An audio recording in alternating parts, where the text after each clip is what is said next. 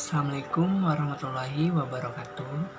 Perkenalkan, nama saya Adi Wijaya, NIM 2202056033, Program Studi Ilmu Komunikasi Kelas A, Mata Kuliah Pengantar Ilmu Politik. Baik, langsung saja saya akan menceritakan atau memaparkan hasil kerja saya mengenai kebijakan yang ada di pemerintah. Kebijakan yang saya ambil ini yaitu kebijakan pemberantasan penyalahgunaan narkoba. Nah, di sini saya akan menjelaskan sedikit mengenai kebijakan pemberantasan penyalahgunaan narkoba. Lanjut, kebijakan pemberantasan penyalahgunaan narkoba. Baik, pendahuluannya, narkoba adalah obat yang berasal dari tanaman atau bukan tanaman, baik sintetis maupun semi-sintesis, yang dapat menyebabkan penurunan atau perubahan kesadaran. Hilangnya rasa mengurangi sampai menghilangkan rasa nyeri, dapat menimbulkan ketergantungan yang dibedakan oleh sebagaimana golongan-golongan itu sendiri. Ini juga terlampir dalam undang-undang. Menurut pasal 1 ayat 1 Undang-Undang Republik Indonesia nomor 35 tahun nomor 2009 tentang narkoba. Pada perkembangan saat ini, narkoba atau narkotika tidak hanya digunakan dalam bidang farmasi saja, tetapi sudah terjadi penyalahgunaan narkotika. Hal ini sering ditemukan pada kalangan remaja hingga masyarakat usia dini. Bahkan penggunaan obat terlarang ini dapat ditemui di beberapa negara, salah satunya di pemerintahan di Indonesia. Di Indonesia itu sangat luas dan kita tidak tahu betapa banyaknya orang dewasa ini mengonsumsi narkoba itu, obat-obatan terlarang itu. Obat terlarang ini penggunaan narkoba ini berkembang dari tahun ke tahun. Bahkan kasus-kasus ini berhasil diselesaikan hanyalah dari sebagian kecil fenomena tersebut.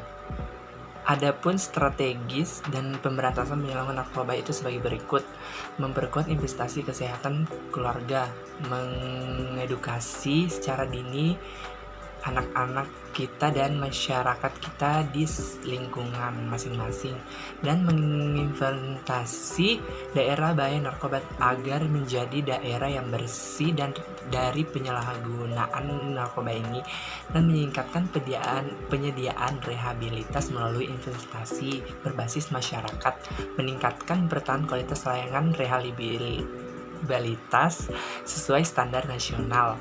Nah, dan yang keempat itu memperkuat dan memperluas jenjang kerjasama pencegahan pemberantasan narkotika ini.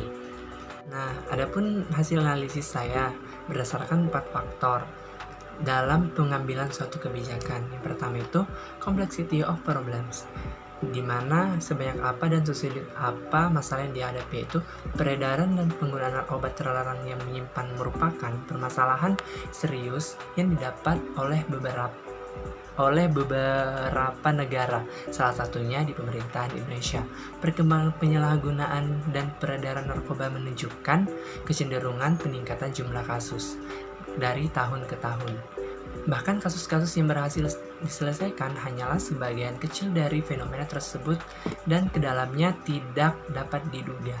Kedua, information available, yang berisikan data yang dipegang oleh pemerintah, yaitu berdasarkan data di atas merupakan perkembangan penyalahgunaan narkoba mengalami peningkatan sehingga pemerintah berupaya mengatasi permasalahan ini sesuai instruksi Presiden nomor 2 tahun 2020 tentang Rencana Aksi Nasional Pencegahan dan Pemberantasan Penyalahgunaan dan Peredaran Gelap Narkotika dan Prekursor Narkotika tahun 2020 sampai tahun 2024.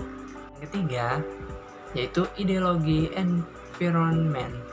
Nah, ideologi environment ini yaitu pertarungan di dalam ideologi, yang berkaitan dengan ideologi. Nah, peredaran penyalahgunaan narkoba juga merupakan salah satu permasalahan nasional yang dipandang serius oleh pemerintah karena dapat menyebabkan rusaknya moral bangsa. Karena itu, pemerintahan sangat memberikan perhatian terhadap penanganan atas penyalahgunaan narkoba di negara kita. Nah, masalah ini maraknya penyalahgunaan narkoba semakin lama dan semakin meningkat maturity decision maker. Nah, yang maturity decision maker ini yaitu kematangan pemerintah dalam mengambil suatu keputusan. Nah, yaitu adalah yang berisi tentang usaha yang dilakukan oleh pemerintah, yaitu membangun BNN, yaitu Badan Narkotika Nasional, yang dimana BNN ini sangat mengutamakan pencegahan menanggulangi penyebaran lebih luas tentang larang mengonsumsi obat terlarang atau narkotika. Nah, sosialisasi ini tidak ada henti-hentinya dilakukan walaupun sudah adanya BNN ini. Namun dalam diri kita masih tidak bisa mengantisipasi bahaya narkotika, maka semua itu tidak ada gunanya. Nah, maka dari itu, kita sebagai warga Indonesia harus saling bekerja sama dengan mengantisipasi dengan adanya permasalahan penyalahgunaan narkoba ini. Oke, sekian dari saya. Terima kasih. Assalamualaikum warahmatullahi wabarakatuh.